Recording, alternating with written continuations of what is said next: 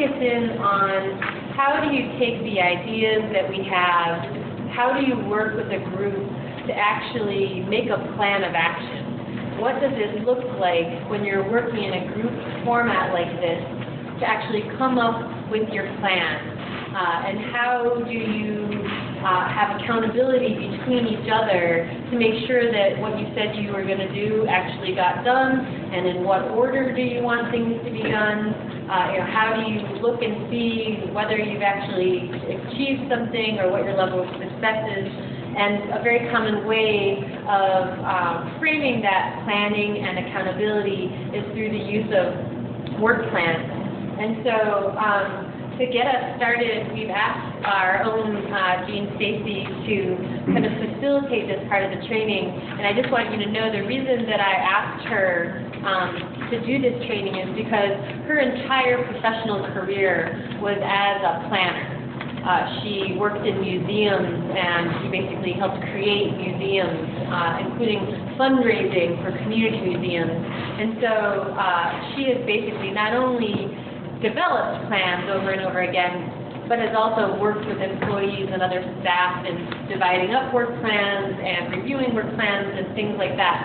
So we've asked her to take those skills from the business world and show them to us through an activist lens.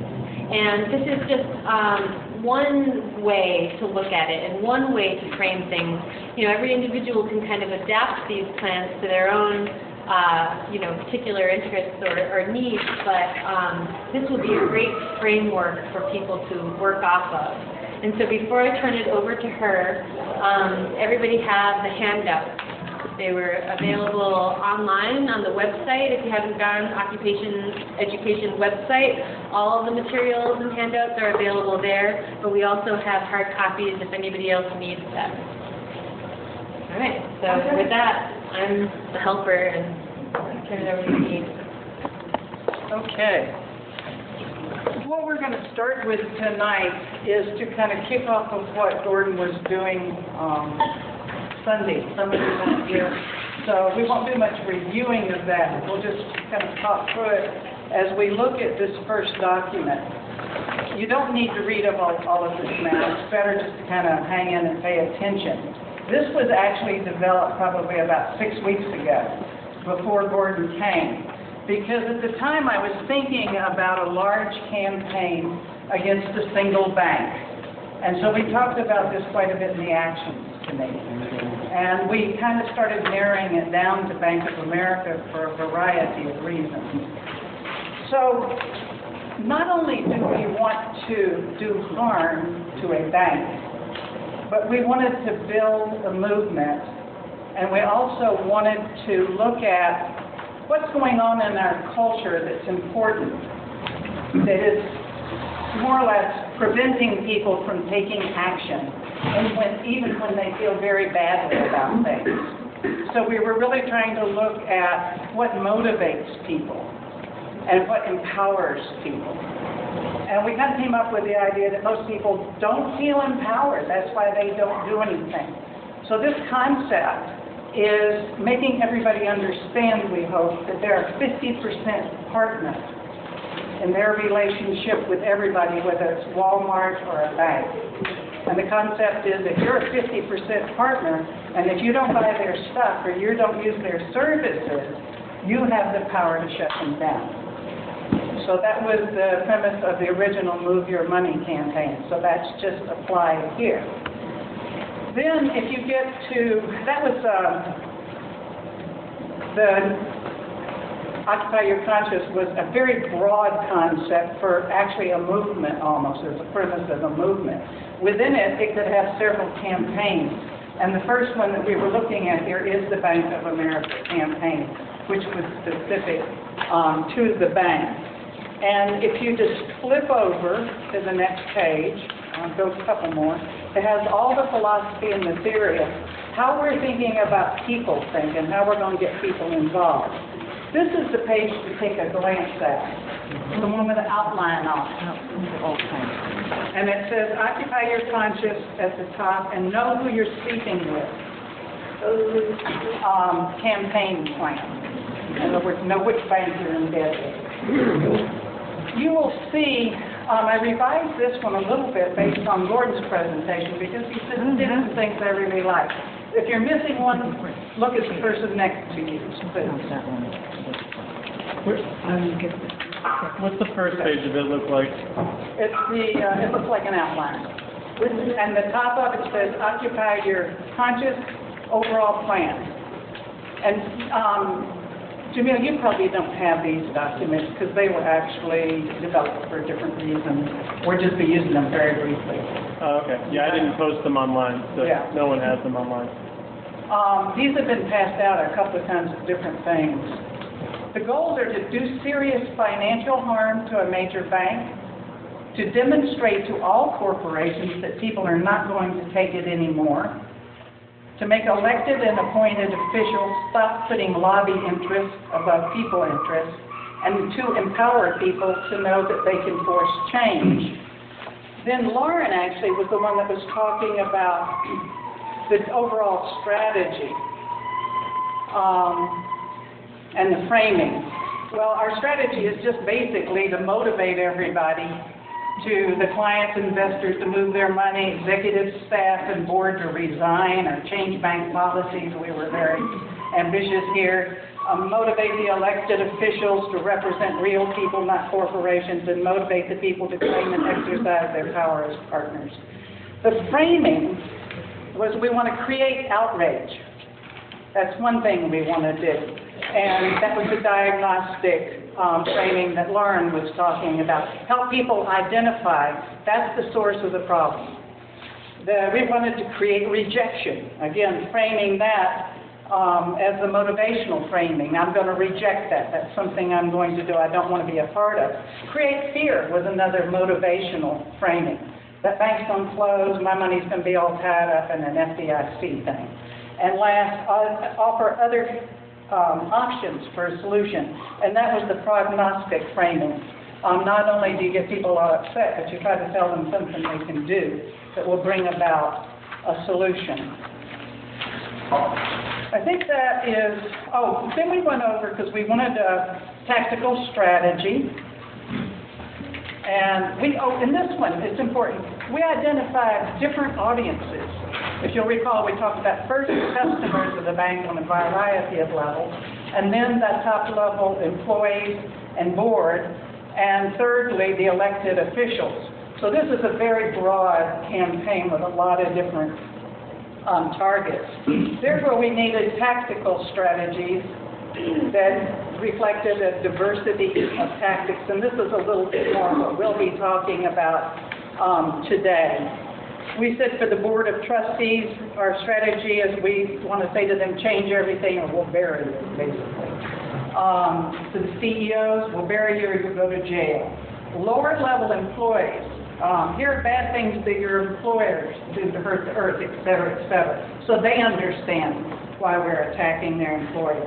And it goes on down the list. The last page, right here, the next page really is not the last, are the tactics that we are going to use to implement the strategy.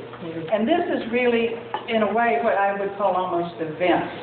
And we listed them as on-site protests, clear materials to hand out about what credit unions and other alternatives can offer, street theater, videos of skits, town hall meetings that allow bankers and credit union folks to come and present their materials, press releases, speakers, bureaus, consciousness-raising sessions with brokers, to go in and talk to brokers and say, why should you be advising your clients to divest themselves of their Bank of America stock?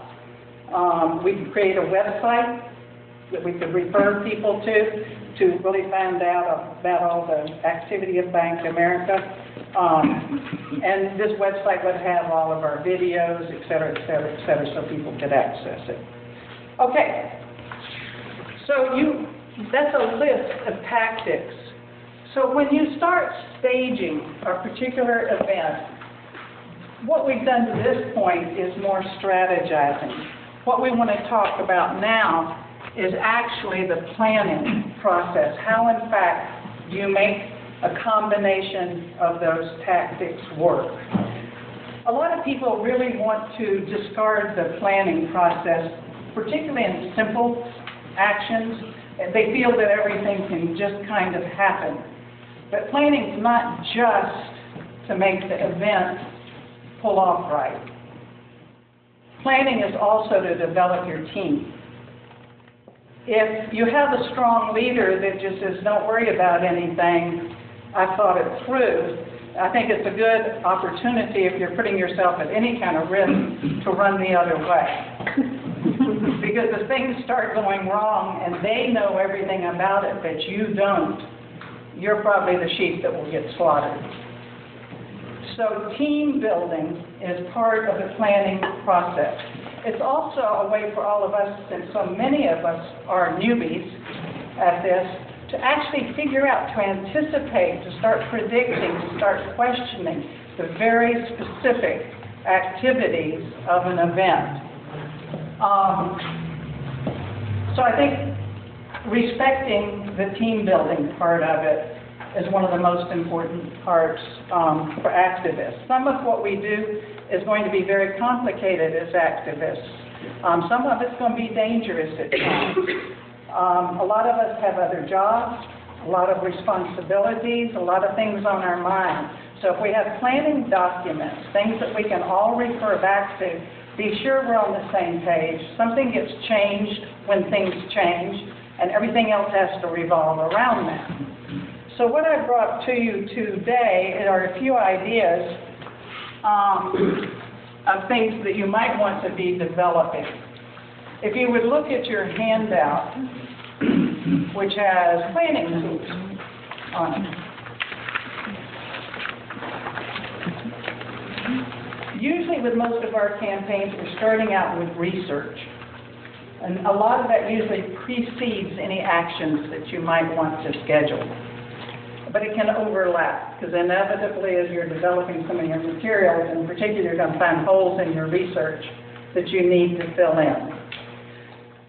The goals, messages, and tactics should be completed before you start defining. The goals can be stated in measurable terms. Gordon covered this certainly. If you're going to do something, how are you going to know that you did it? What's the measurement by which you will know that you accomplished your goal? What messages do you want to use in order to accomplish your goals? The tactics, we just talked a little bit about tactics, the things you're going to do, and a description of the events you will hold. You need a work plan then for each event, and we're going to talk about a work plan tonight that I kind of sketched together, and it's this, and we'll be doing it in a few minutes together. It looks very techy. And you probably just want to do this loosely on paper for most of your events, but it's easiest to crank out a form that suits your own needs. I think what Lauren said is very important as you go through this. The things we need to think about are probably pretty appropriate for every action that you're going to do. What can vary is the tools you use. You know, whatever suits your own personal style. Don't try to force yourself into something that I developed or have used. If you've used something else and had success with it, use it. If you need to develop something that suits your way, but don't force fit. Just be sure you answer the questions and go through the processes in a way that works for you. Okay. If you want to turn to the next page, we're going to take apart the plan overview for a second. We talked about the goals stated in terms you can measure. Get 2,000 people to close their checking account, 20 people to stay stable, divest themselves of their stock. Make visible and personally contact other banks in your area about your success in harming bank a vote. Get 80 activists to participate, etc. Whatever it is that you think you need to do to measure whether your goals succeeded. You got a puzzle book back there, Gus. Is there something that No. is totally okay? Do interrupt me I have a tendency to keep going unless I spot a curious face. The messaging is, in this case, Bank of America, and the businesses it purchased, Merrill Lynch and Countrywide, are bad business. Their practices are outrageous. You go through the whole thing of how you want to frame this. And then we talked about the tactics. The first one is the one that we'll be talking about a little bit more in detail tonight and create a work plan for together. And it's have an on-site bank information dispersal every day for 2 weeks at all 3 branches, in which we will fly our customers with info on the bank's evils and the benefits of other institutions such as credit unions. We'll use 2 greeters, 1 per door, and 1 entertaining antics person to get attention. Use occupied TV and radio to spread the message about the bank and other institutions. And in that case, we'll be using, actually, occupied TV, radio is supposed to be the next tactic. Okay, thank you. But of course, what we'll do is we'll just take what goes on at the bank and then put it on occupied TV and radio. All right, so, are there questions at this point about what in the dickens I'm talking about? This is all pretty, I think, normal planning. I'll be sure we don't. So just to clarify, Gene, you said that the group, if we're working within a group, that the goals, the messaging, and at least the discussion of the tactics should all have taken place before you even sit at the computer to come up with the work plan. Yes.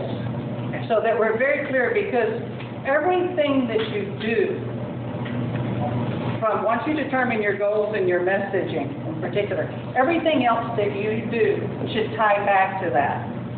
For instance, if you're going to Bank of America to try to talk customers into closing their accounts, and you also happen to be someone who's upset with the police, do you wear a fuck the pigs button? No. Because that one might alienate the person you're trying to convert. They may happen to like policemen. 2, it confuses the message. Somebody might agree with you and get more interested in talking with you about policemen than they are about the bank campaign.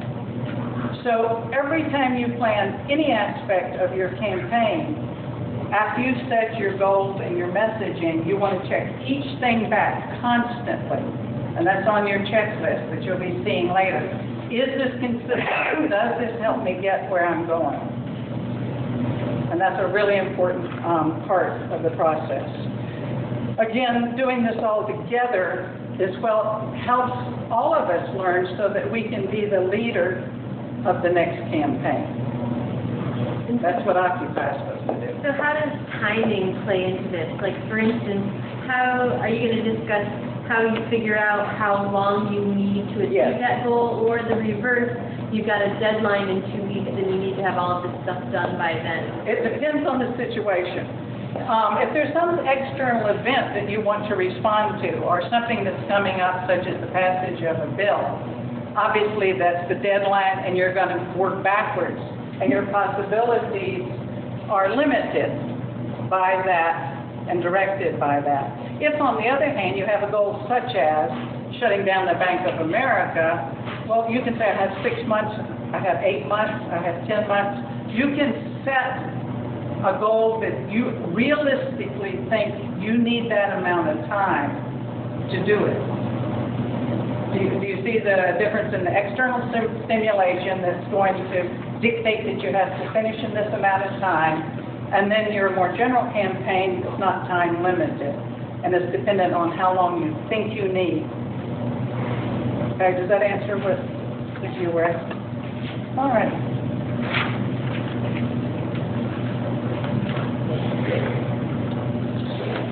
Okay, let's go over to this little tool. You have decided already now what your goals are.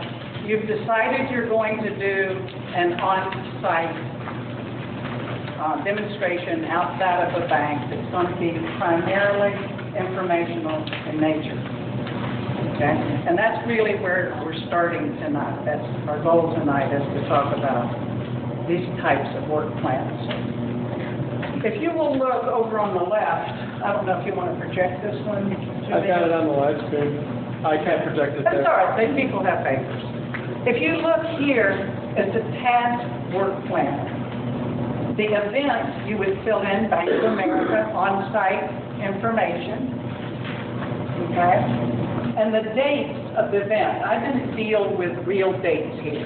I just said weeks 8 and 9 are the 2 weeks that we're going to stand out at the bank and do our thing.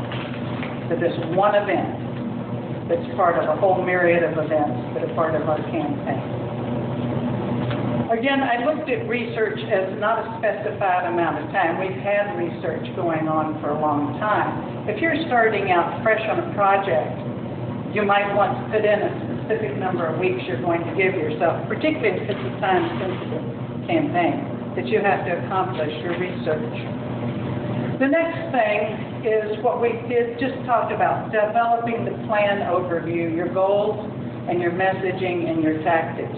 How long would you give yourself to think through all of those options? The first couple of times you're planning a campaign, if you're like me anyway, you really won't know very well how to estimate this. It's one of those situations where you think it through to the best of your ability, plug it into this chart that we're going to be talking about, and then do your best to make it work. One of the important things when you're planning something big is to have constant and frequent check-in points, so that if you're off task, if you're at the end of 2 weeks and you have only 3% of the research, you need to make one of two decisions, either extend your inline or do some sort of concentrated process for catching up. But if you catch it back here instead of after you already need your materials, you're going to be safe. You're not going to have a bunch of people who can't meet their deadlines, which has stayed in place because you haven't provided whoever's providing the research. In the first column, it's who's going to do it. And I think in creating planning documents and plans, the most important thing, in my experience, which has been sometimes more difficult than others, is if you don't have a name by a job, the likelihood of that job getting done is slim. Particularly in a non-organization like ours, where it's seldom known if one single person is doing something. Frequently a group will feel, oh, we're doing this, but when it comes to the next meeting that's supposed to be done, everybody thought somebody else was doing it. And so this column is one of the most important things. It should have a name by every task. That's the go-to person for that task. And we also put a budget line on this work plan, because as you're thinking about this budget, quickly start throwing numbers in. So you don't come up to the finance committee the day before you need 40 safes to pull off a skip. Okay? Up across the top of the weeks, the research period, and then weeks 1 through 9, with the event being the last 2 weeks. We looked at, all right, what are the things that you need to put on an event like this? Obviously, you need flyers to hand out if you're giving out information, something that might refer people to your website, or maybe it's just going to give them basic information about the Bank of America, or maybe it's all about credit unions. You have to decide, what are you going to use that flyer for, or those flyers, what portion of it. And then you have to look at the stages. You have to write it, and I suggest that you always check out points. After you write it, someone else should review it so that they can do that double check on you. Is this what we needed? Is this a message? And is it effective? And there should be a checkoff point in that. And here, we've said the checkoff point on this particular flyer is at the end of the 3rd week. Probably you will want to establish weekly, bi-weekly, monthly, whatever your campaign needs, checkoff points where everybody gets together and you find out how many people are on target, how many are not, and you adjust based on that. Then we give them a week to revise it, and it's marked right here. And then we have a final approval point. We know that flyer is signed off on. Everybody's taken a look at it, or whoever you've designated is taking a look at it, and it's ready to go. And the same process goes on with the signs. And you'll have to break each of these things into stages. A lot of you have already worked on actions, and you know how easy it is to be there the last day, running around looking for some critical supply that you needed, when, had you made a list, you could have bought that supply 2 weeks before and not be rushing around at the last minute, getting nervous, getting irritated with each other, and feeling discombobulated, which is not the way you want to feel going into an action. As you look down, we have the greeter, an actor, an antics person. This would be somebody that might, for instance, stand outside the bank with a safe, which would be a tinfoil box safe with a dial on it. And the people came up, you got one? I can juggle money back.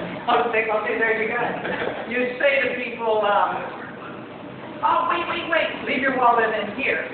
You know, it's too dangerous. You don't want to take your valuables in there, they'll rob you blind. But anything to kind of enliven the situation, show that you're kind of friendly, that you can be kind of funny, and try to kind of establish more reason. So we wrote down there, again, write review. What one person may think is a funny tactic and develop on their own may not be funny at all to most people. And so you want to point, again, check each of these strategies back with your group, or whomever your group is designated, kind of check off person. And then you want to actually practice. How many of you have been kids that you practiced the first time at the event?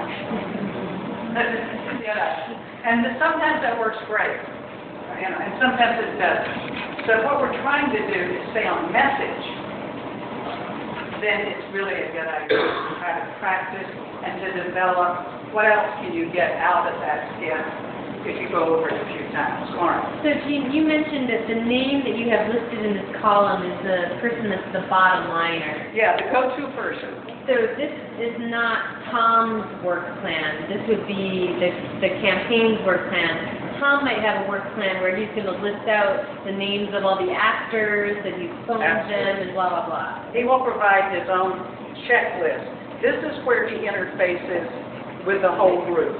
And how he goes about getting his piece of the action together might depend on how complex that is. Does he need a work plan? Or does he really just need a little checklist? We don't want to overburden anything with too much planning. And the reason I bring it up is, especially the parts where you're saying you should have an extra set of eyes reviewing or approving things. Right.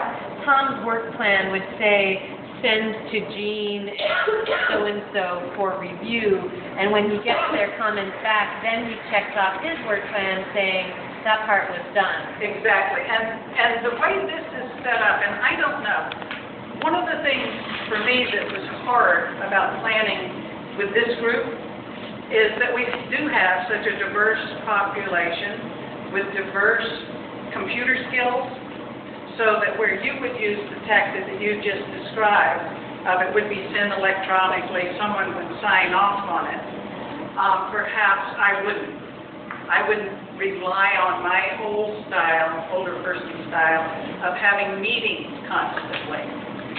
In planning, usually what people try to do is, one, upgrade people's skills so that they can use the newer technology, but also always play to the lowest level of technology. In other words, if I'm dependent on Lotus to be part of my team, and Lotus doesn't do crabgrass or doesn't do computers, then I need to be certain that the planning process takes her skill level, communication skill or availability or level into consideration. Having the in-person meetings too means that, say I submit something or Tom submits something to me, I approve it. Perhaps Tom has given me a little bit of a new twist on this. Okay? That may impact other people. When you're having these little meetings, the team building is going on, and people are constantly aware of anything that could be evolving differently and can try to say, how does that impact me? How does that impact my part of the thing? So I would kind of recommend it first, particularly if you have people that aren't strong computer people, that you try to have your planning meetings together. Once you get your team cohesiveness, once you all get on the same technical skills, that's the time maybe to move to more of the electronic communication. Or if you've got all people that do that, can handle messages that are sent out at different times. My computer, for instance, is 13 hours off of everybody else's. I cannot figure out why. I bet there's somebody else in the room over 60 that has the same problem. So I would look initially, team building, cohesive communication, and follow through at having at least some of your meetings in person. And that's why this is set up weekly, with weekly meetings to do all of these checks-offs and to pass on any changes that you might need to make, particularly as novices for many of us in the process.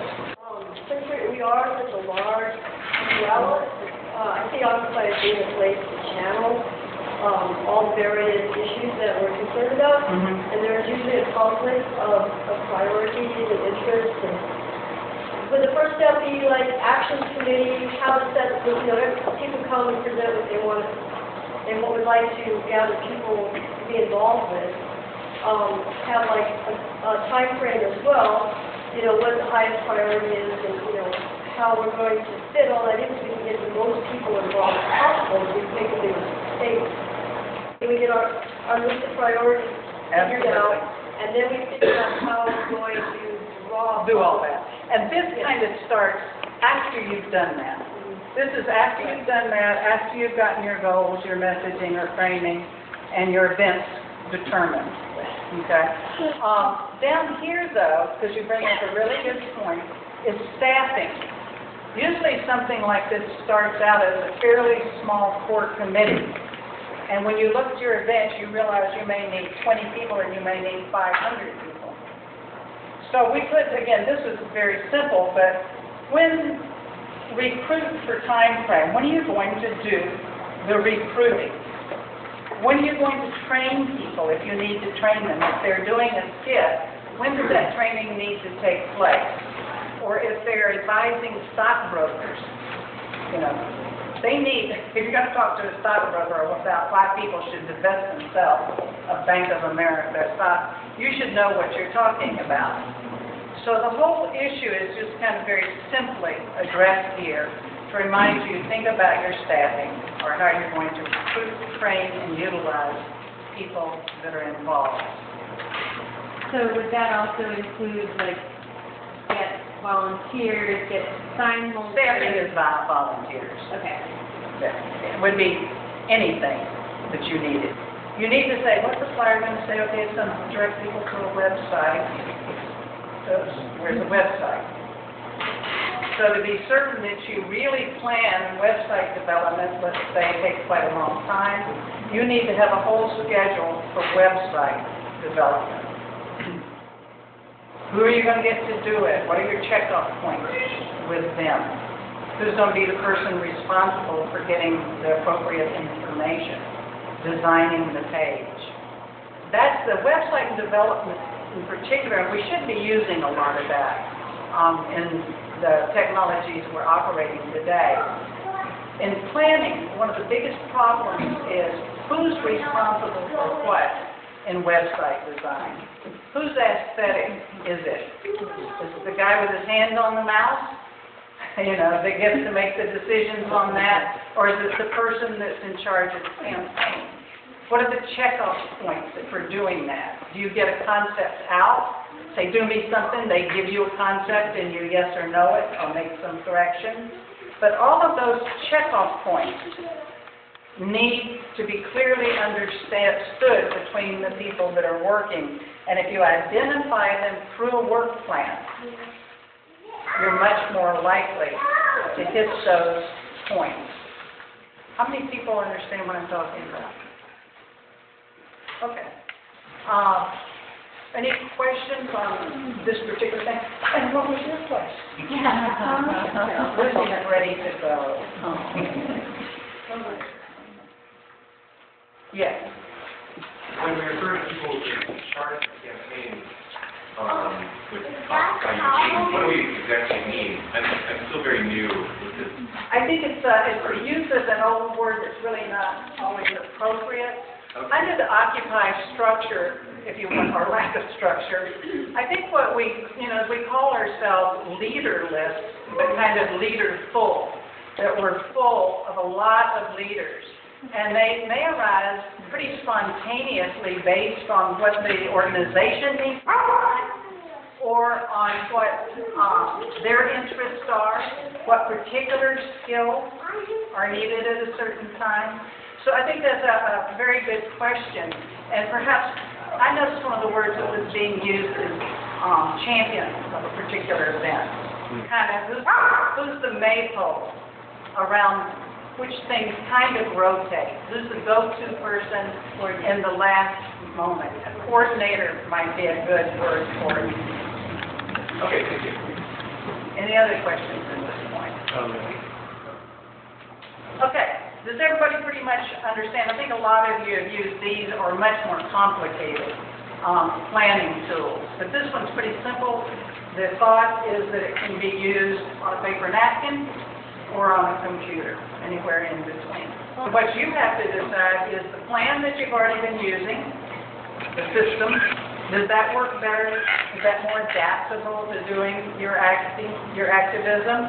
Or is something like this or something you haven't studied next? Lauren's initial comment, you have to find what works for you. It's critical. Yeah, I would think the challenge in Occupy would be the broadness of the organization. And so, it is different than a kind of work situation where, somebody is coming up with a work plan and then assigning people. I mean, this is a much more fluid process. Yeah. So, that's just going to be part of what gets played out, and who steps up to take on certain tasks. Absolutely.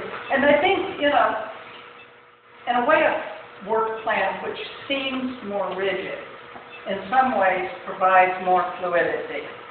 Because then if someone suddenly doesn't show up, we know what it is they're not doing.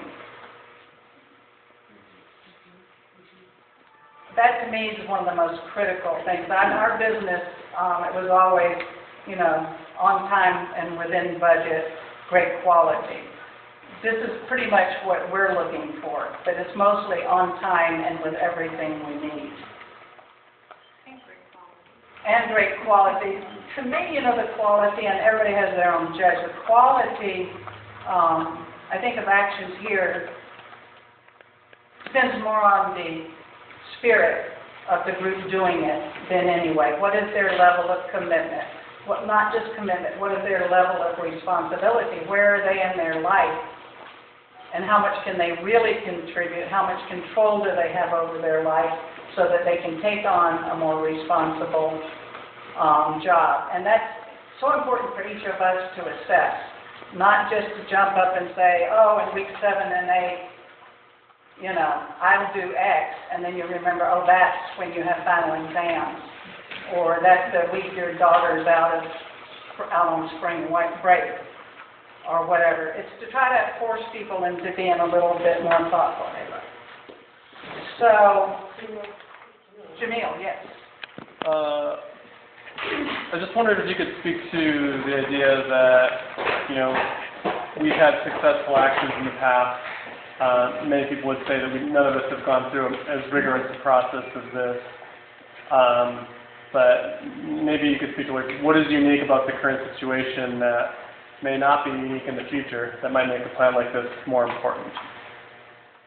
Except for the magic demonstration and the very first march, which you all planned, we've been doing very small actions for the most part that haven't been real complex. And the ones that I've been personally, kind of aware of, we've had goals, but sometimes we weren't certain how our events were actually going to have make a step towards that goal. So I think an important thing is if you're planning an action, to be sure you understand what is it you hope to accomplish. To my mind, maybe you'd agree, it seems like we may have been riding a wave for a period of time, i.e. there was a national movement, and things that we did that didn't take that much planning may have resulted in significant numbers of people. Maybe they don't result in that number of people now, hence the idea of developing a better framework for planning action. Yeah, I think it's been a kind of ground up, and instead of looking really hard at our goal, our messaging, et cetera, we've been practicing actions. We haven't been practicing strategizing, but we've gotten a hell of a lot of good practice on this part of it, really. But a lot of what we've been doing, one, people have run into problems because they haven't had a work plan, or they've been things that have been relatively simple, so that your work plan literally can be scribbled on a napkin because you're doing it pretty spontaneously. The question you have to ask yourself, and that we'll all have to ask ourselves, is how many of these spontaneous events are going to work at Occupy Wall Street's overall goal of changing the whole dynamic, however you want to phrase it, of how things work in this country. How often can we take our eye off the direct path that we see to that goal and do these things that our interest is piqued, and so we go do it? Okay? That's solidarity building, which is valid. That's practicing actions, which I think is very valid. But how many times do we do that compared to how many times we shoot the moon with a major campaign that really has hope of doing real harm? Do we want to be a group that just says, this is how I feel about things? You know, I do not feel black people should be discriminated against. I do not feel oil companies should pollute. I do not feel banks should be corrupt. Those are taking positions, I believe he calls it. And that's very important. And that's legitimate. But the other question, though, is, do we want to just take positions, or do we want to try to change things? Do we want to be a catalyst for change? It's an open question. I don't think OE has answered that question yet, and that's what a lot of these training sessions hopefully will lead us to.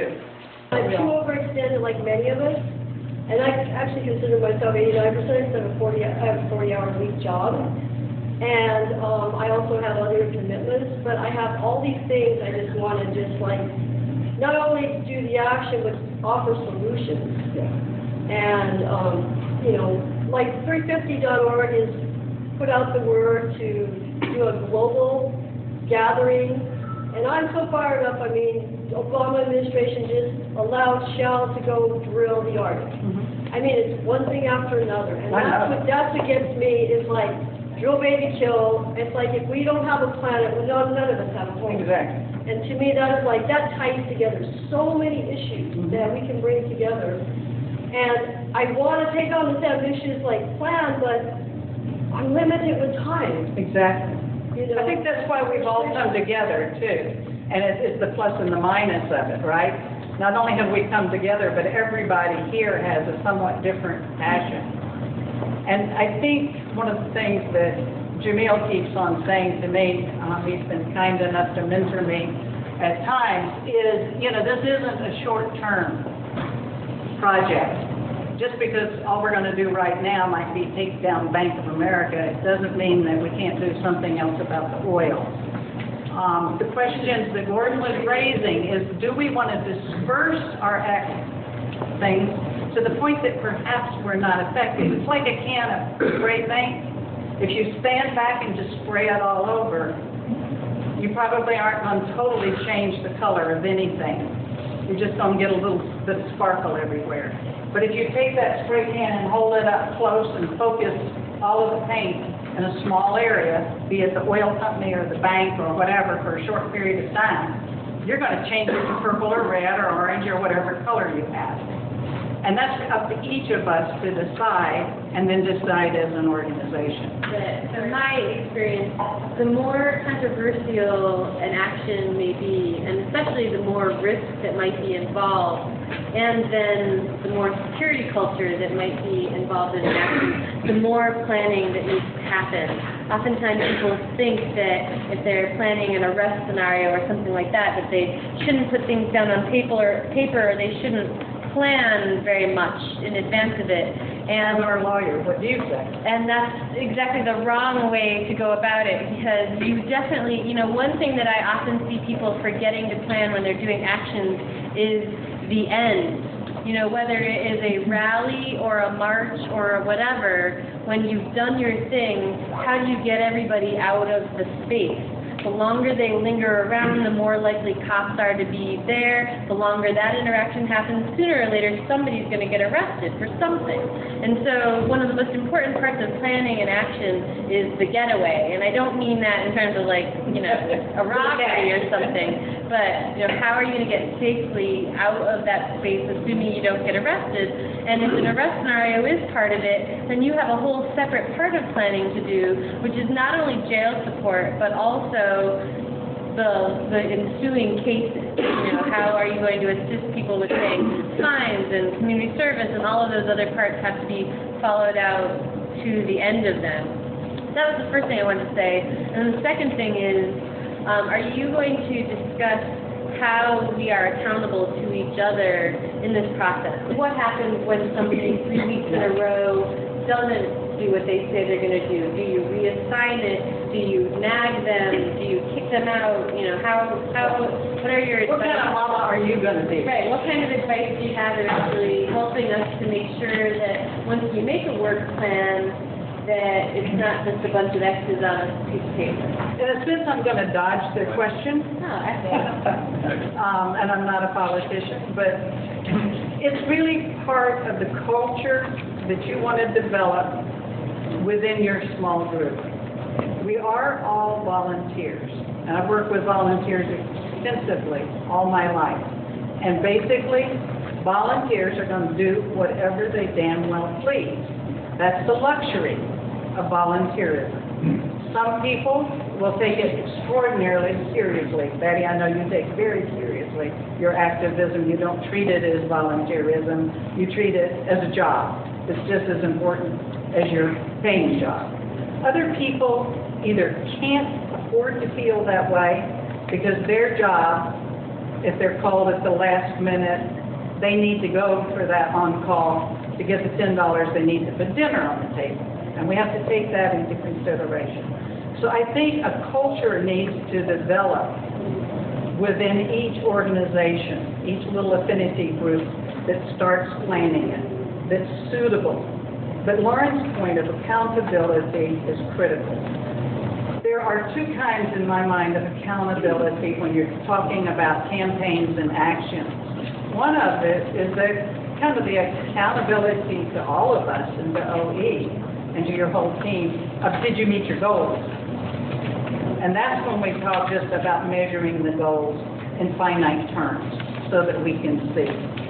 But the other type of accountability is down here at the bottom of this page, number 2, and it's called, do you have a means for keeping team members on time, on message, accurate, and at a good quality level? And you could throw a million more things into that. And that's the reason I'm suggesting that in this diverse population we have, that at first, at least, you really schedule weekly meetings or bi-weekly, again, whatever your project needs, so that you can check in. In a work situation, the hammer is you get fired, or you get a pay reduction. In a volunteer situation, almost always the thing that's considered the most important to people is, are they getting personal satisfaction, and are they getting good feedback from other people? So satisfaction, are they reaching their goals and enjoying things, and are they supported by other people? So you kind of need to take that and translate it in your own situation. Your group may be having so many problems that your temptation is to make hard and fast rules. You miss 3 meetings, you're out. As a leader and one of the members of the group, the next question that you should ask yourself is, why aren't people coming? Am I dominating the meeting? You know, is this really not turning people on? Is there nothing in this campaign that appeals to the 17 people that showed up last week and aren't here? Are my meetings scheduled at a bad time? So first it's an examination of the project and the group and seeing what maybe you need to change before you ask everybody else or the person with problems to change. And I think some of us, you know, want to give everybody 400 opportunities, and we're all interested in how that person's growing and developing the person. Other people just say, damn it, the third time you haven't had this thing done, we're going to turn it over to somebody else. You know, somebody else may say, I can see you're having problems with this. So-and-so has done a lot of these. Would you like them to work with you this time? It's all up to the personalities, the values, and how you want to learn to work together. What's important to you and the other people in your group? Is that too dodgy? Pretty good job, huh? Yeah. Are there more discussion around that? or Yeah, do you maybe have we could ask, has anybody else worked in any groups or organizations that used some system that worked well or didn't work well in the activist capacity and ensuring that things are getting done? Or, you know, the flip side, I think, is often 1 or 2 people will end up taking on 90% of the tasks because they'll actually get done, and then those 1 or 2 people end up burning out and running for their lives. So in trying to, you know, prevent that type of dynamic too, you know, has anybody ever worked with any systems that help spread the load around a little bit better too, encourage people to divide up the workload more evenly? I'm not a specific system, but just addressing that last thing you just said, I think one thing that people who do all the work and then get frustrated, you know, and put it out themselves, need to be willing to do is to have the work be done not the way you would do it. Yeah. And maybe not as quickly as you would do it. You know, and when the call comes for that task to be done, don't necessarily just jump in and do it. Stop and ask other people, even if you think they might not do it the way you would do it, and then be willing to have it go, you know, however it's going to go, with whatever feedback and input. But be willing to step back and make the space. It's kind of the work version of it. Am I being predominating in the meeting? You know, am I doing too much of the work? And what you said I thought was really important about if somebody does do something and it's not exactly your way, and you just totally tear it apart and do it your way for them, you know, that can really destroy a lot of confidence that people have been trying to develop. If you use this worksheet and you ask people, the one with all the squares on it, and you ask people at the beginning, as they're signing up for things, to really look at the calendar, to really think about their circumstances, and be sure that a name goes next to a task. To me, that's the most critical thing. Name, due date, clear understanding of the task. How are we doing on time? All right. Can we do a worksheet?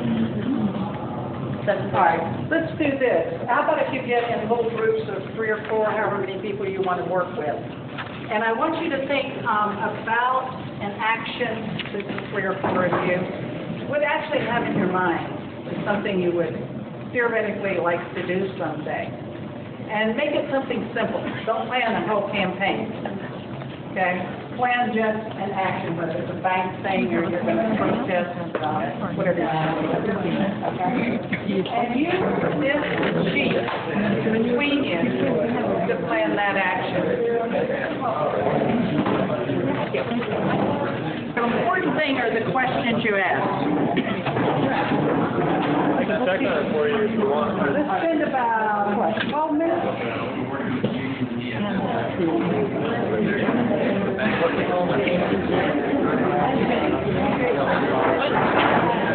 Hi.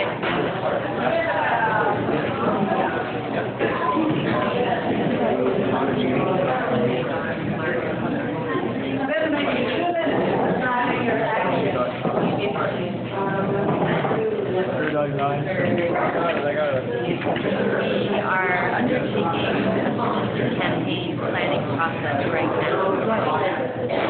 This is also part of it. And you'll see tomorrow, we're about to take a campaign plan for this year. So that the movement as a whole is one of these campaigns to focus on for the next few months. So if you would rather, if in the action, there was a particular action that, as an example right now, you can do yours instead. Okay, yeah, because I'm just, okay, Thrift.org, I put out a call to get together people, speak out, write out, what why we have, we have, So should we call it a connecting the dots public forum?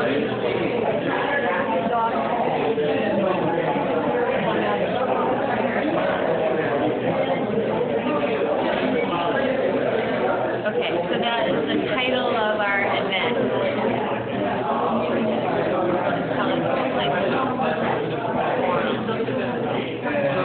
Okay, and so can we take pieces of this project, can we assume that we have 9 weeks until we will have this event?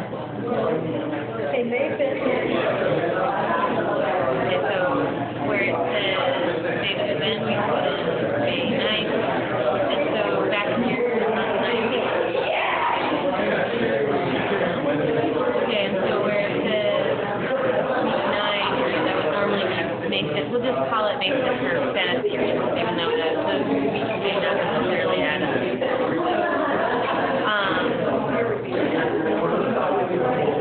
So what components or, what tactics do we need? Obviously, we do need a research section. We'll need to research issues, come up with talking points, even if it means taking them from the national campaign. So we'll need a certain, I'll do research, and degree teacher, and we'll just put me down on it as the example. We're going to have an event, and it's going to be called across the world, people will be having an event on 9 days. Okay.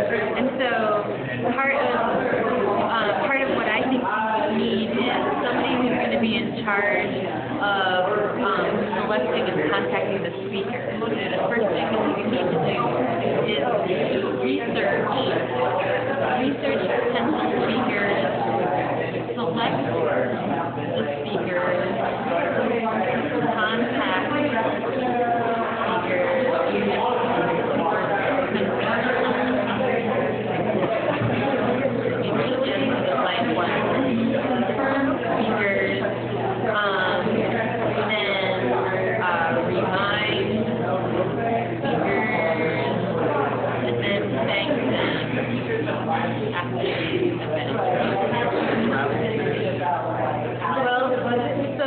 the budget line, maybe we'll put $200 for travel.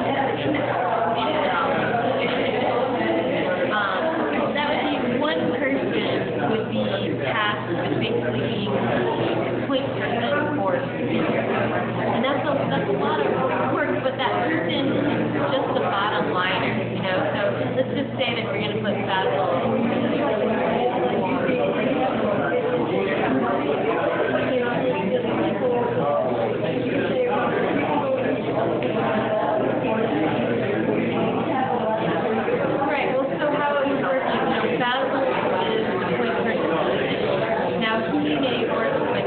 Us, 5 of us, 10 of us, to actually get some things done. But when we come back to our group, he's going to report and say there are 6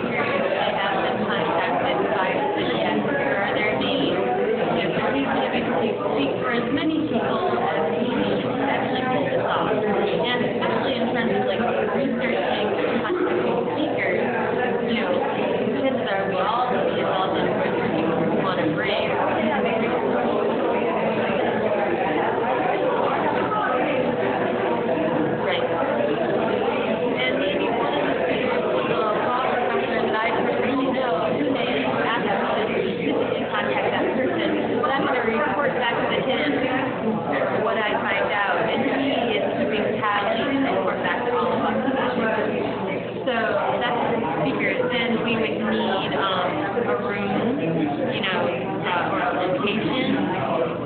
And usually the person who is in charge of location would be responsible for reservation, set up, part of that. Maybe another thing is tabling. For an event like this, next to that, tabling might include contacting environmental groups, some tables, setting up the table, and then bringing them down, thanking.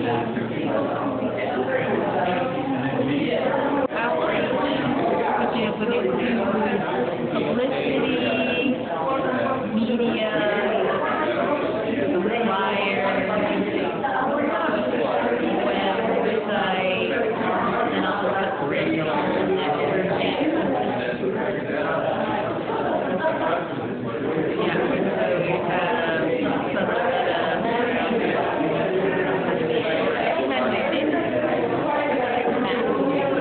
so Matt, I'm putting you in charge of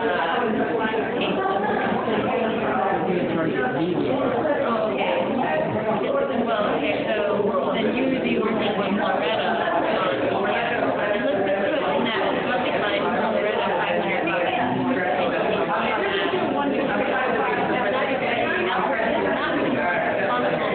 Doing all of those things, but the other thing we should put on there is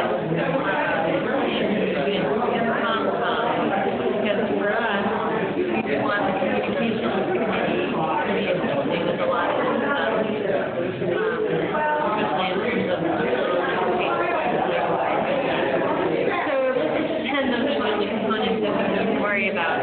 The next thing that we would be doing is looking at when do these things need to get done in terms of the week. Like obviously researching the speaker is going to happen really early on.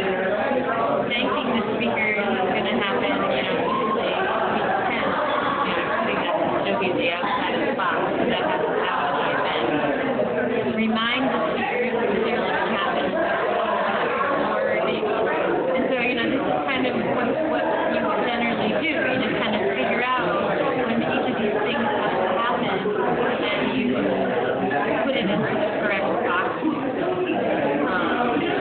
Contact speakers for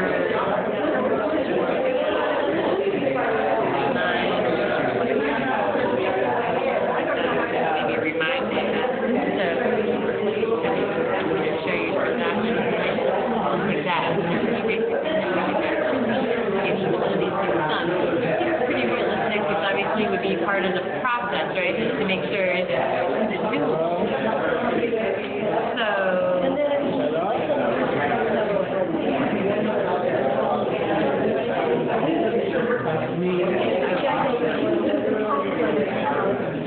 see where things are at. Yeah. Location needs to be done really soon, so location and room reservation would need to be done really quickly. But then the next thing, setup, you know, that would basically be, you know, night up. So, you know, this person's work plan just looks like this. So, fleshing out how much work and when it will take place might also anticipate and figuring out what they're going to sign up for.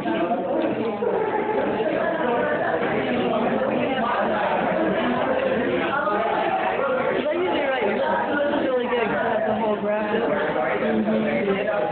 Yeah, and for me, when I use work plans, one thing that for me, what I usually do is I use Roman numbers, so like I'll have 1, and it'll be called speaker, and then I'll have A, B, C, D, and then I have 1, 2, 3s in between. Yeah, so the more I get into what I'm doing, the more specifics I have for myself. So, you know, what you can do, we talked about, like, you'll have a group work plan, and then you have your own work plan, but a lot of times, you know, what I just do is I simply take the group work plan and then on my own expand it into my own work plan so that when I'm reporting back, I'm consistently reporting what I definitely signed up to do. So for instance, just for my, contacting speakers, I might have, the names of all the speakers I'm contacted and check marks next to them.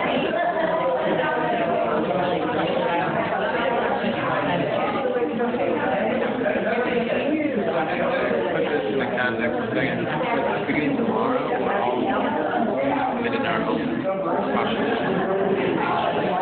Plan or like We're going to send out information to everybody on how to get their plan, what the format should be, and what the criteria are, and things like that. We have to. Anybody that has an idea,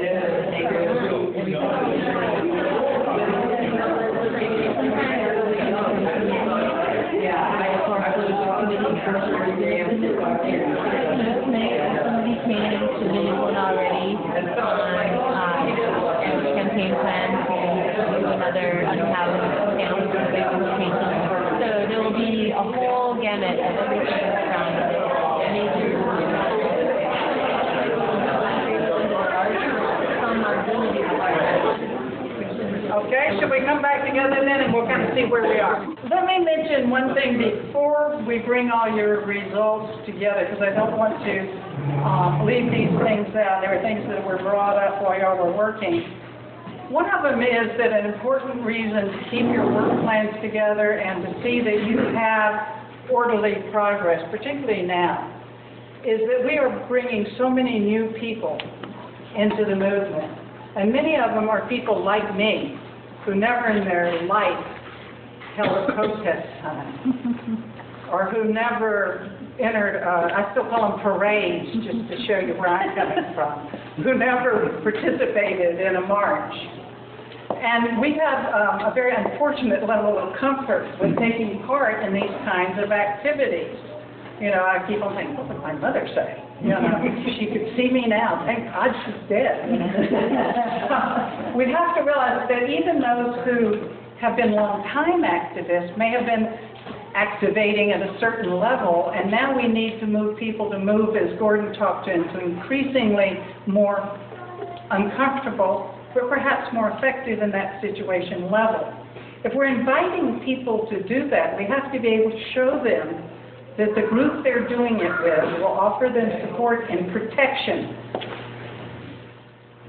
So if they come in and it's the day before the parade or the protest, and we're running around trying to do everything, at the last minute it's clear, nobody knows what's going on, or people know, and one of the things they know is that the lockdown equipment is in Portland.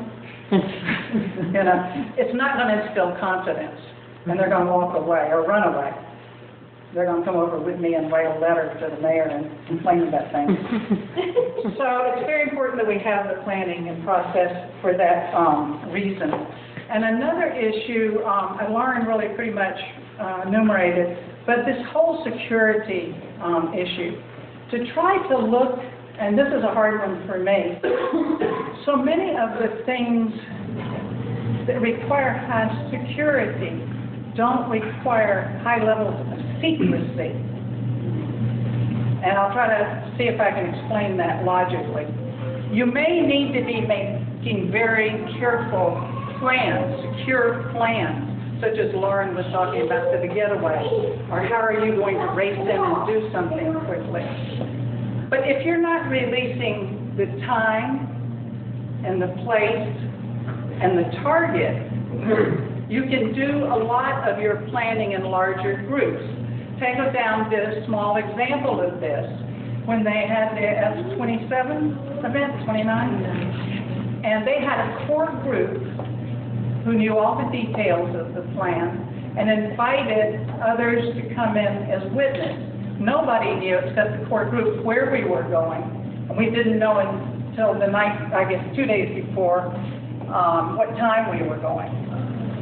So if those of you who are doing what I would call kind of high-risk or higher involvement protests, if you can open up to the larger group as much as you can without violating your surprise element, what's going on with you, you are going to be building solidarity among a much larger group. A lot of these high-risk issues really need to have a lot of witnesses there. It's much more to your interest if a lot of people are there. But frequently, people don't want to feel like sheep that they're just going along. They want to understand what you're doing, why you're doing it. And you can set up a tweet thing or whatever you want to make sure that they arrive at the moment that you need them. But start thinking about how much of what you do really has to be secret, and what elements have to be secret, and can the other elements be opened up to the entire Occupy group. Those are very specific things that you'll have to decide. In some of the roles that I play, I will join a national organization and we'll be going into a particular town on a particular campaign. And none of us are from this town, and we don't work with the local group that has been dealing with this issue. You know, just to make it tangible, you know, it's a timber sale that's going to clear cut old growth. And so I'm with this national group. We drive down to Southern Oregon, where groups have been working on these issues all the time, and we're showing up with a campaign already done, a bunch of media ready to go, and we're going to do this big media flashbang event to draw attention to the issue. But when we show up, we have to, number one, make it so that the action that's in our head is everybody's action. You know, there may be some level of arrest, and we certainly don't want the police to necessarily know about it, but we're going to show up and we're going to give almost all of the details to the group to make it theirs.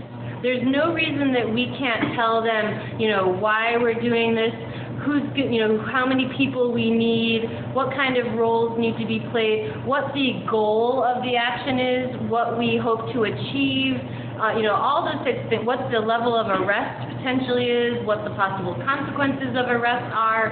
You know, you basically give 98% of the information. Maybe the only thing you're not going to disclose in a group is, number one, maybe the specific location, like the actual address of where you're going. You might not say out in the public domain, and you're probably not going to publicly announce who is going to risk arrest.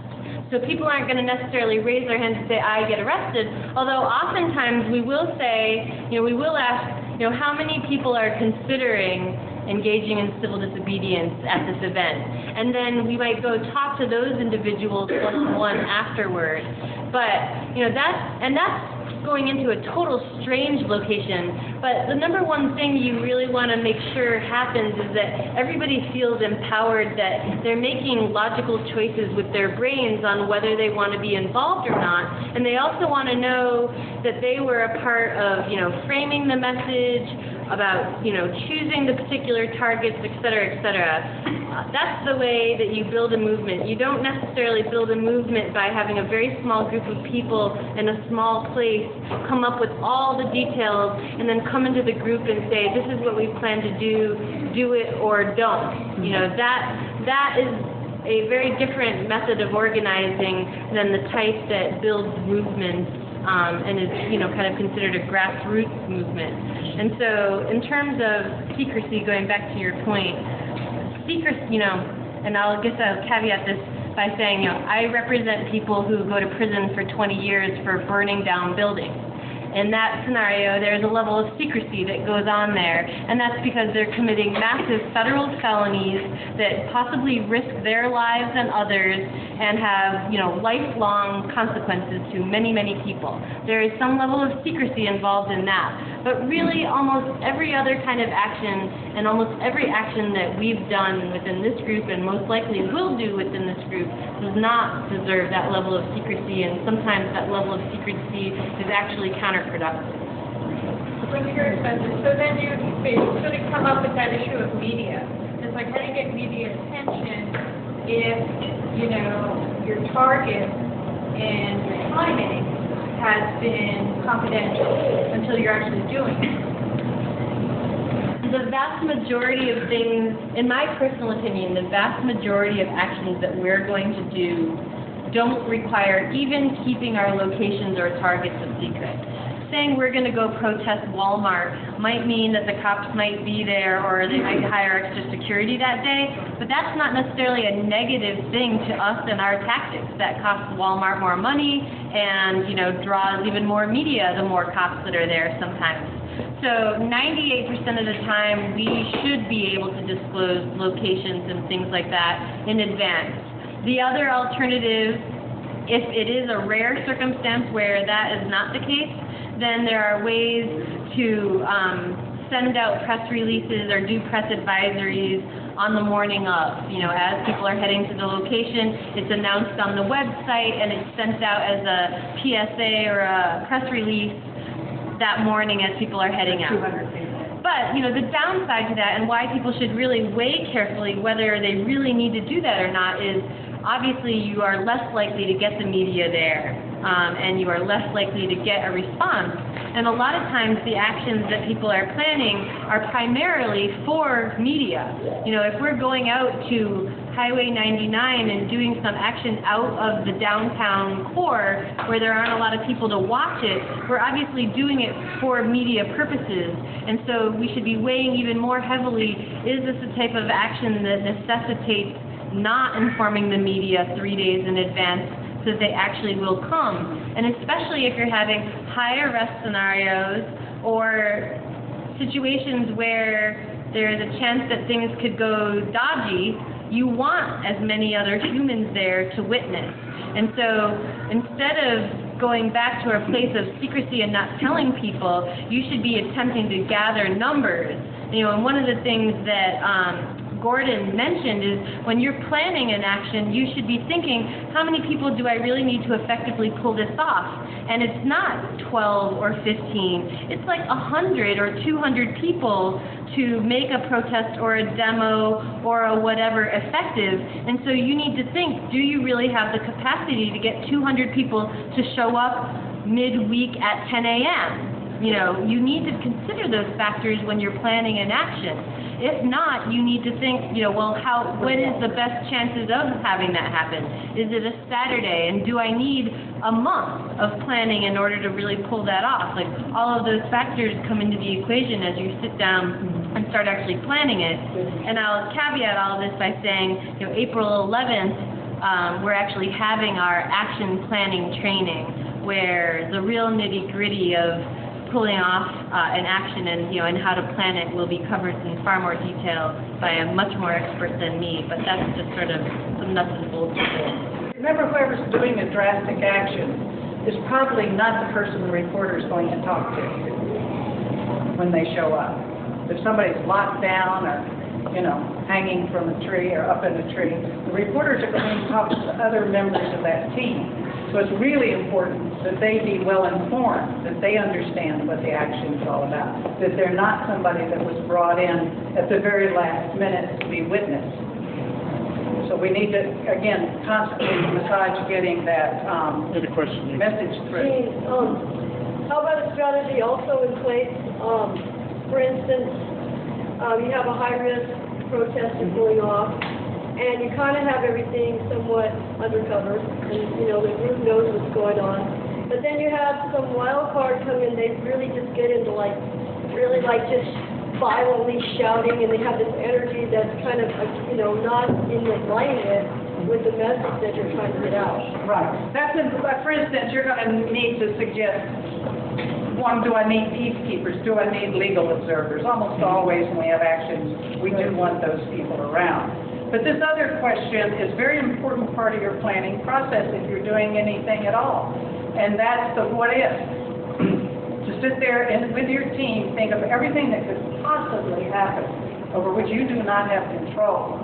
And say to yourself, what am I going to do if? What are we going to do if? What is our plan B?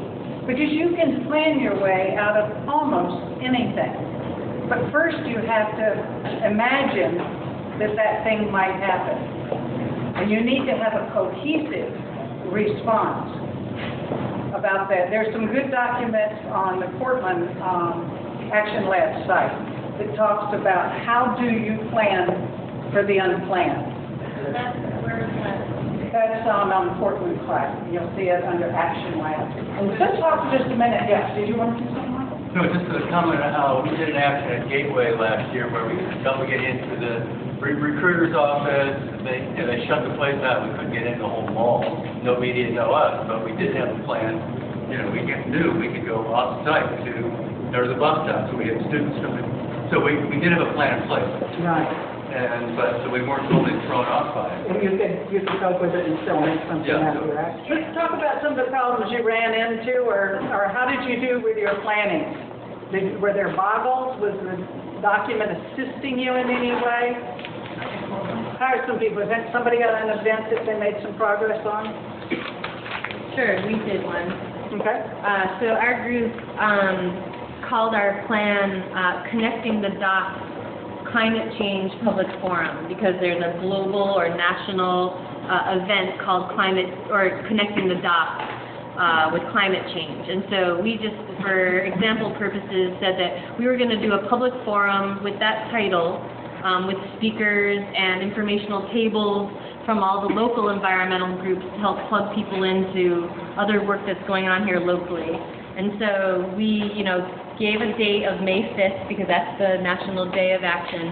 And just for rough purposes, we broke our big elements of the work plan into speakers, including researching the speakers, contacting them, confirming them, reminding them, and then thanking them after the event, and we spread that throughout the 9 weeks. And then we had securing a location, including room reservations, setup, and cleanup.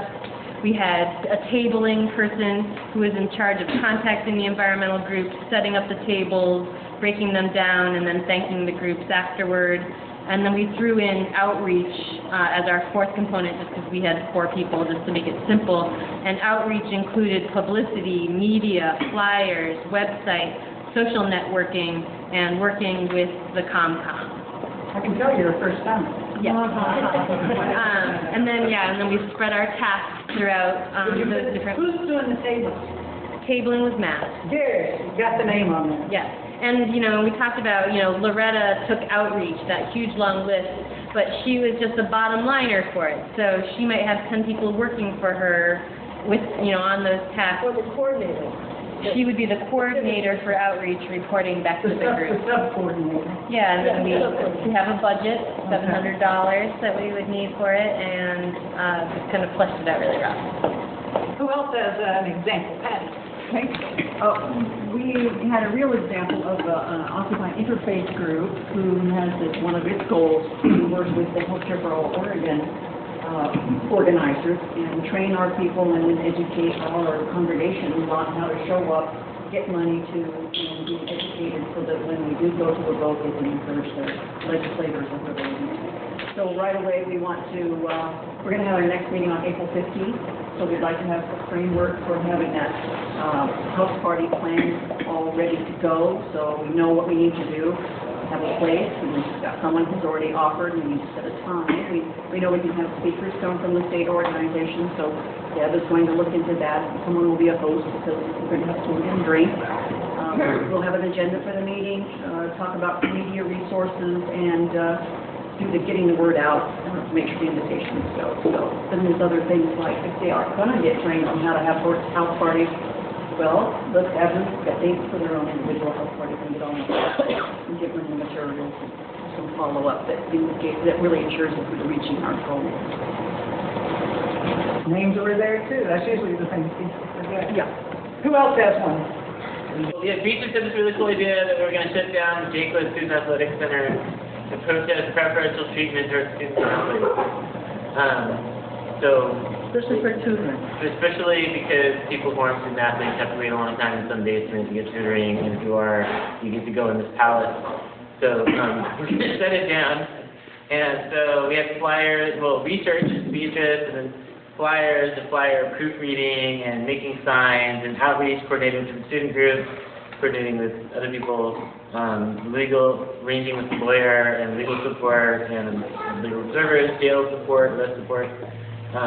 Press releases, and talking to the media, planning our message is all within communications, external communications. And then we were going to work on training, nonviolence training, and practicing scenarios and working through logistics, including trying to stop really big athletic people from going to the building. and also police. On steroids. Yeah, really big people. Just out of curiosity, did you think about any interactions with the student athletes themselves? Yeah, we did. That's a serious matter. Actually, it shouldn't be so scary. Oh, right, like... I've worked with them there. I mean, a lot of the student athletes, they come in there and they basically have work contracts. Alright, so Jill is taking on...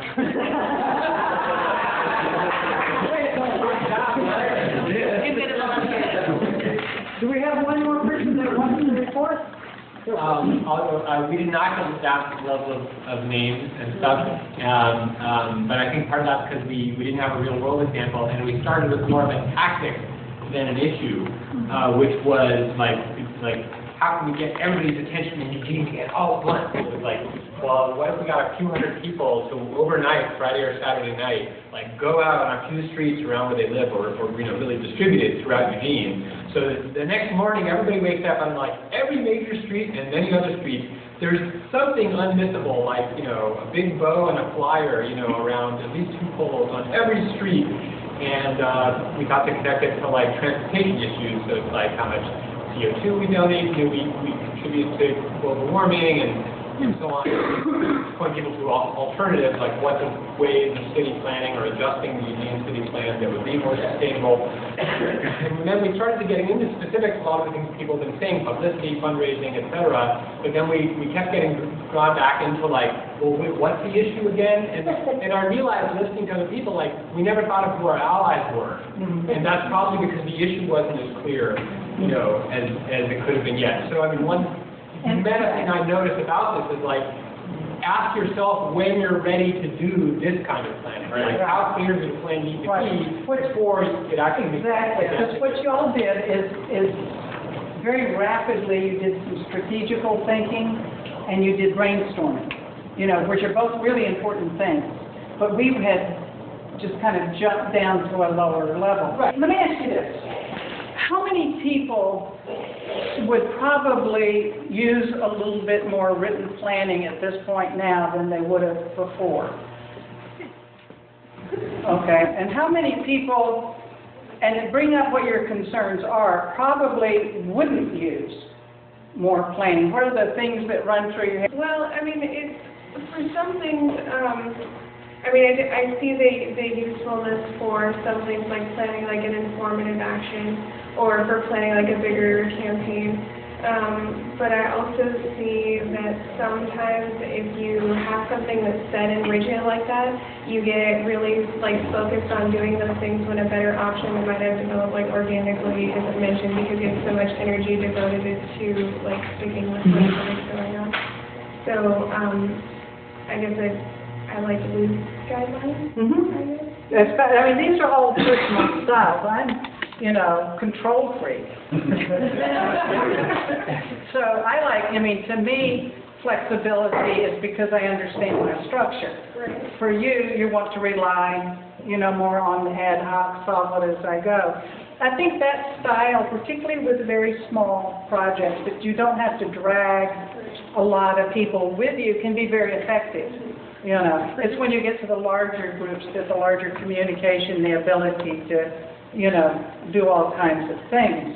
One of the risks of this is that you wind up with a leader in that style, the person who is intuitive and who is quick on the, to understand the whole thing. And they're up there cogitating and developing all these theories and all these backup plans and all of that. And perhaps there hasn't been time, or the point at which you discussed Plan B, Mary was keeping this open and she couldn't be at your meeting. Those are the kinds of things that sometimes the more formalized process helps, but not always. If you look at this checklist as the last paper I'll throw at you, it's just, this I think each of you needs to develop a little bit more comprehensively. Since I haven't done a lot of action, I can't really think of all the logistics. But this has a lot of them. Do you have clear goals? Do you have a general plan, first, of how you're going to reach them? Do you have a clear written message of what you're trying to get across? Have you checked all of your actions back to the message? Are you doing anything off message that's going to get in your way? Do you have a definition, that quantifiable thing of what a win is going to be?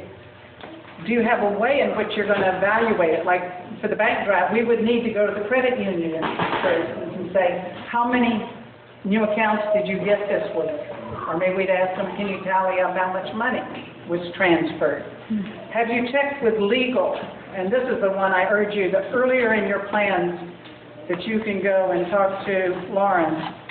I've been stunned in some conversations with her where how something that sounded totally insignificant to me would be the difference in whether I was given a citation for $180 or whether I went to jail for 5 years. You know, it's the laws are so stupid that you don't want to trust your judgment.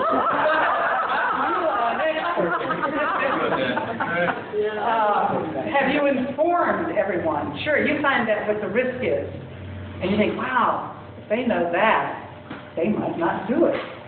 Not fair. You have to tell everybody what the risks are and the penalties.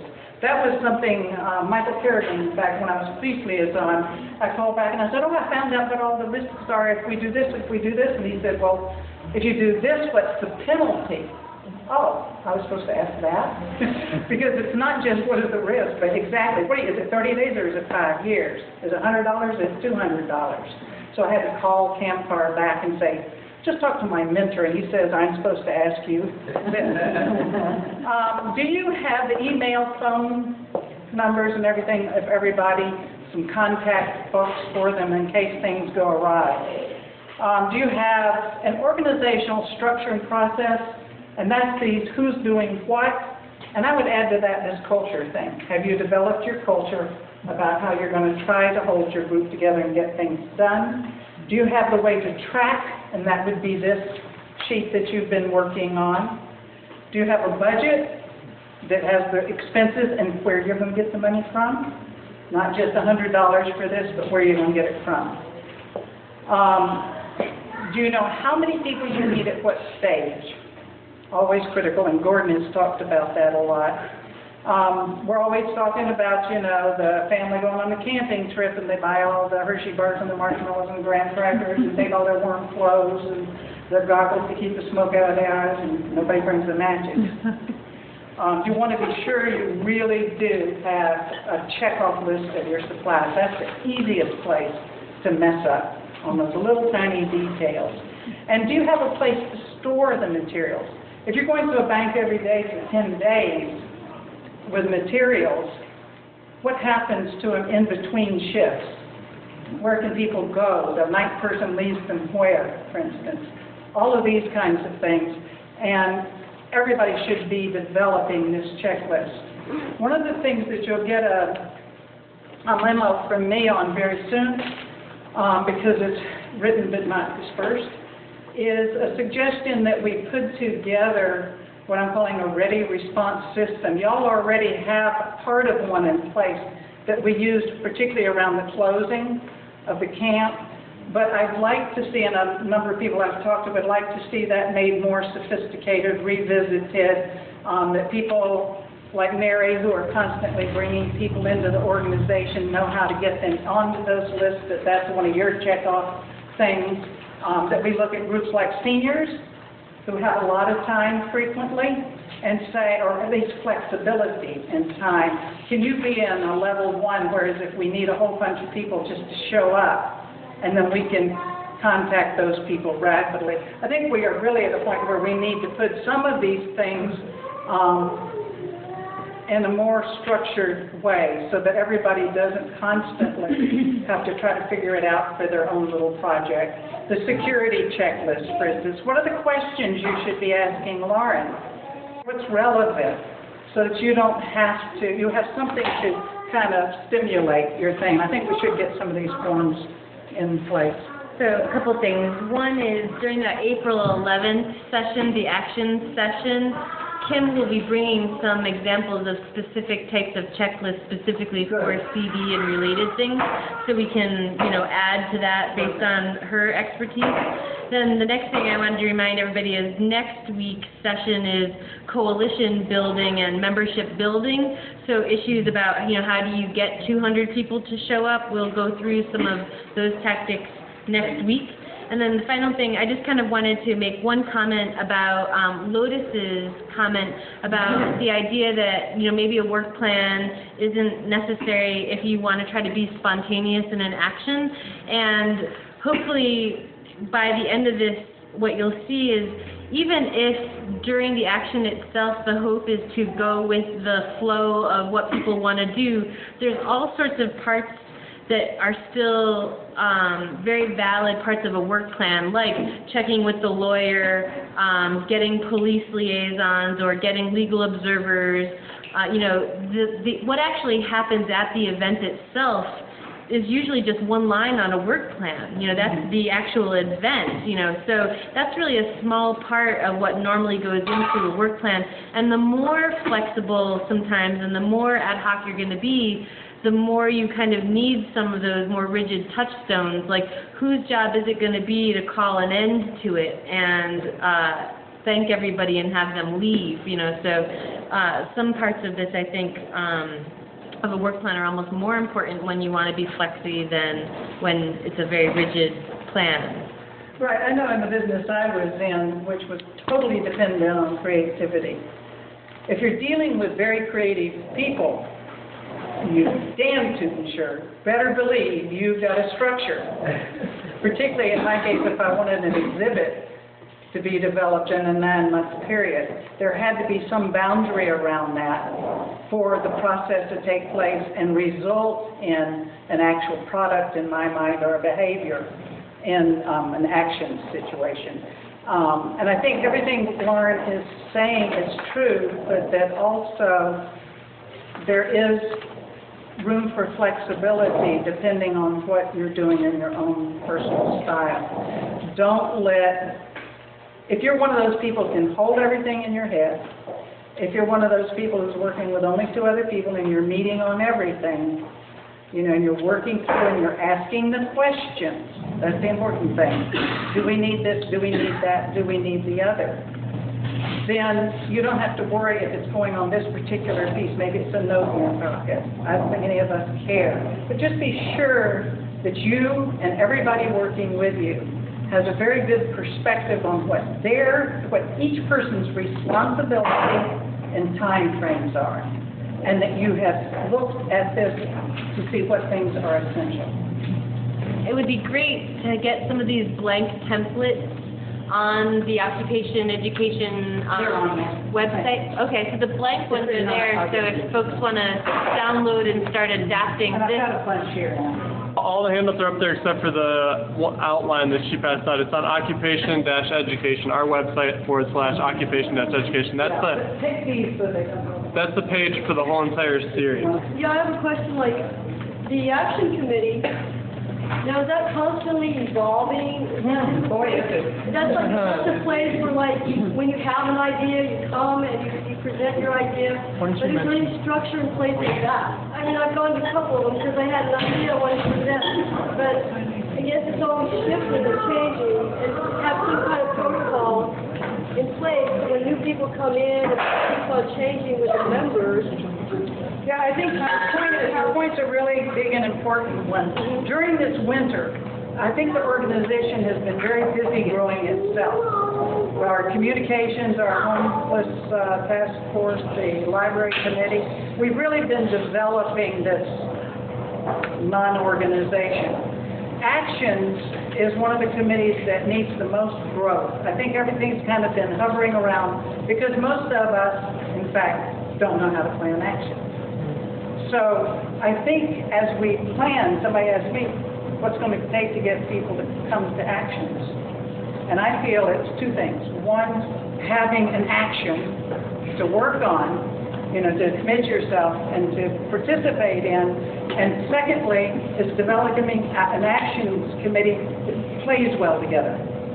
People who participate in the planning process, are contributory, are respectful, and that feel that their experience coming to the committee is a good one, and it's rewarding, and they want to come back because it feels good. That's volunteerism. Was that addressed? Well, I'm going to address. There's a real structural issue, which we can let Jamil talk. For those that were not at, there's a pretty crucial training that happened that you may hear several people referring to when they say Gordon said this or Gordon said that. It was a 5-hour intensive training that happened here on 2 Sundays ago.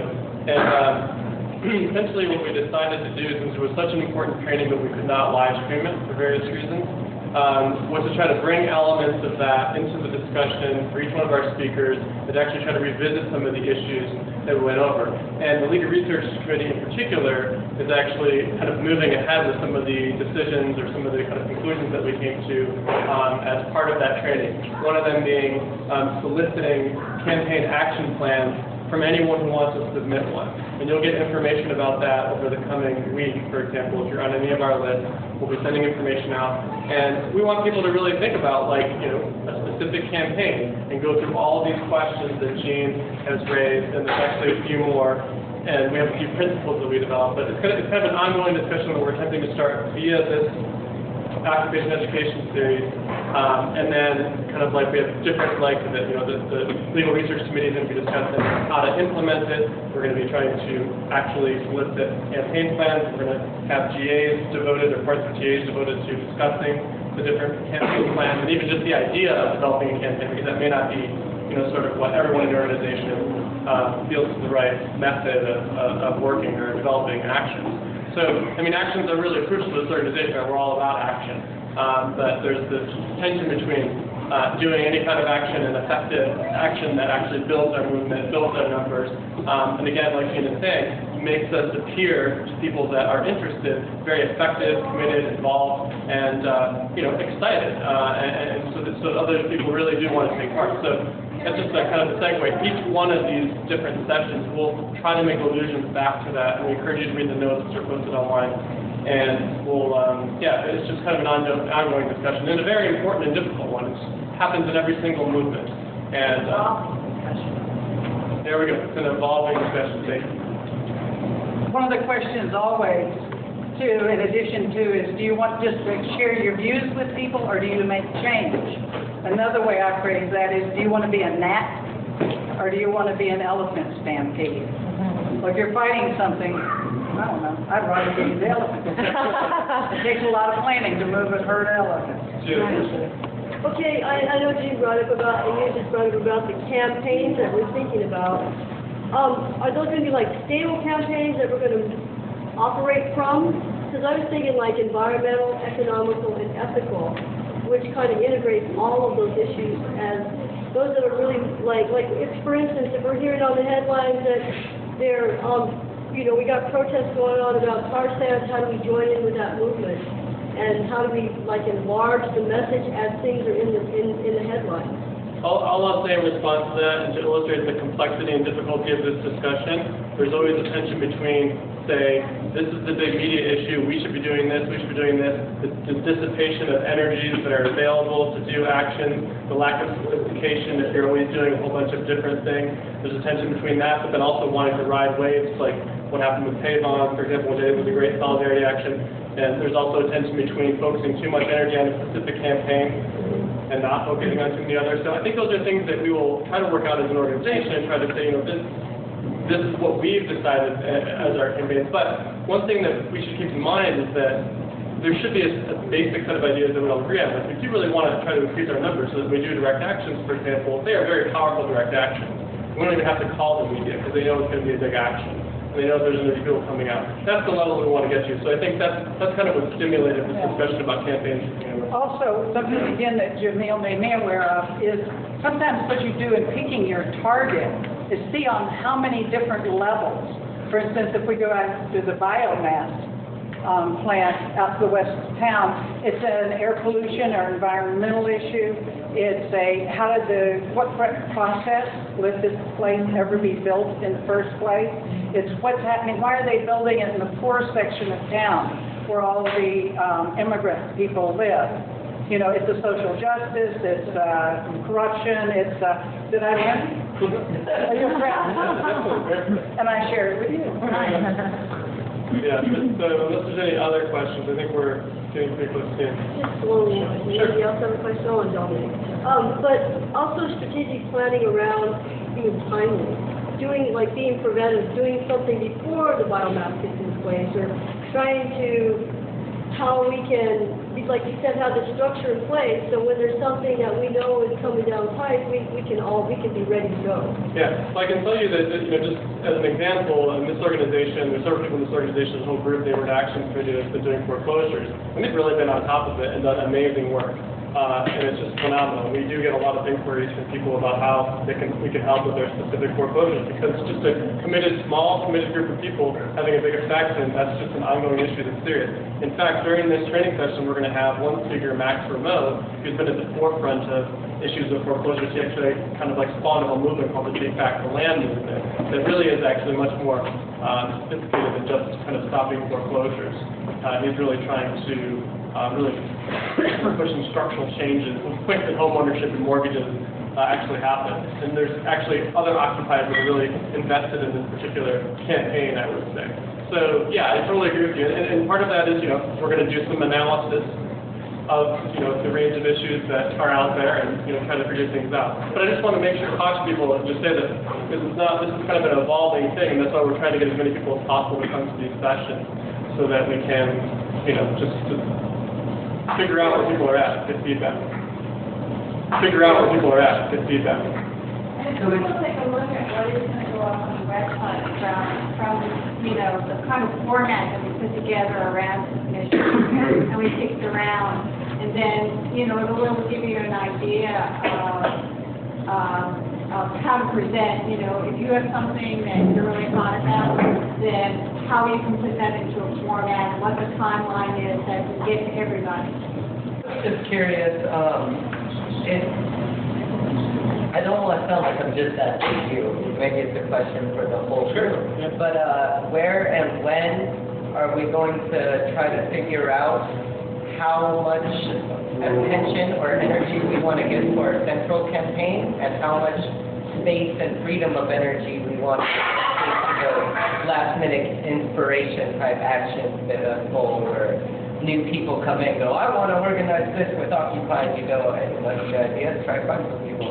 So I'm just curious, is that going to be GA, an action meeting, or one of these meetings? Like, where is this conversation going to happen? The rough plan is, from Friday, we'll have about 2 weeks to take submissions.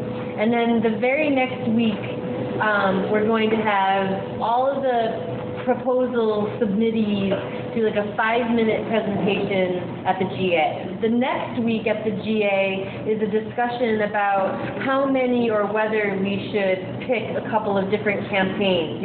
Once we sort of see the universe of what's presented, then we're going to have the discussion about what should we, how many can we viably take on and actually achieve them. And, just to answer your question, just because we pick 1 or 2 campaigns for the next 6 months does not mean that we can't respond to a call to action or a blah, blah, blah. It's just kind of saying, 80% of our energy might go toward this campaign, and hopefully most of us are going to work on that campaign and one other, call to action type of thing.